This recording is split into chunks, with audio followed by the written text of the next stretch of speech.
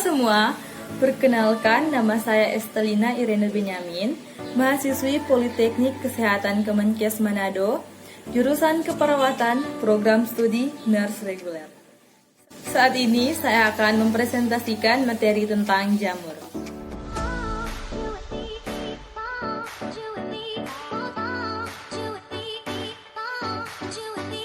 Jamur atau fungi merupakan salah satu kingdom yang beranggotakan organisme eukariotik yang tinggal di tempat yang lembab dan tidak memiliki klorofil. Nah, karena jamur tidak memiliki klorofil, lalu bagaimana cara jamur untuk mencari makanannya? Jamur masuk dalam golongan heterotrof karena mencari makanan dari lingkungannya sekitar. Nah, jadi jamur ketika ada senyawa kompleks akan diuraikan bersama dengan enzim hidrolitiknya dan kemudian akan diabsorpsi dengan senyawa yang sederhana. Selanjutnya saya akan menjelaskan tentang morfologi pada jamur. Morfologi jamur yang pertama ada titik jamur. Timbul dari dalam tanah, awalnya masih menguncung, tapi semakin berkembang akan semakin mengembang. Dan selanjutnya ada lamela. Lamela berbentuk seperti lembaran-lembaran. Dalam lamela terdapat spora.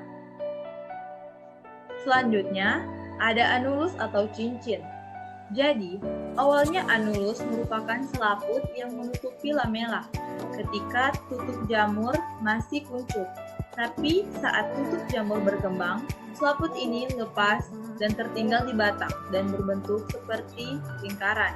Dan fungsi dari anulus ini adalah mengatur spora dari kotak spora.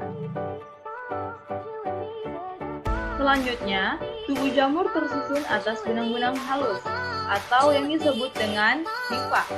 Jadi, dalam hifa ada sekat-sekat yang membatasi antar sel yang disebut dengan septa. Septa memiliki pori atau lubang, sehingga organel antar sel dapat mengalir bebas melewati septa.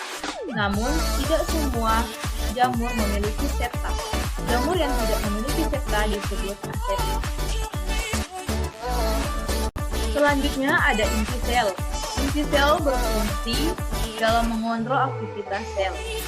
Lalu, selanjutnya, hifa berkembang membentuk miselium.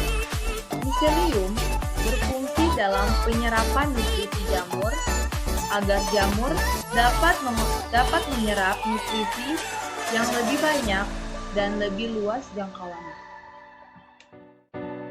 Baiklah, saat ini saya akan menjelaskan tentang manfaat jamur, yaitu yang pertama ada jamur oligosporus. Jamur ini digunakan dalam pembuatan tempe. Selanjutnya ada jamur kuping. Jamur ini sering digunakan sebagai bahan makanan.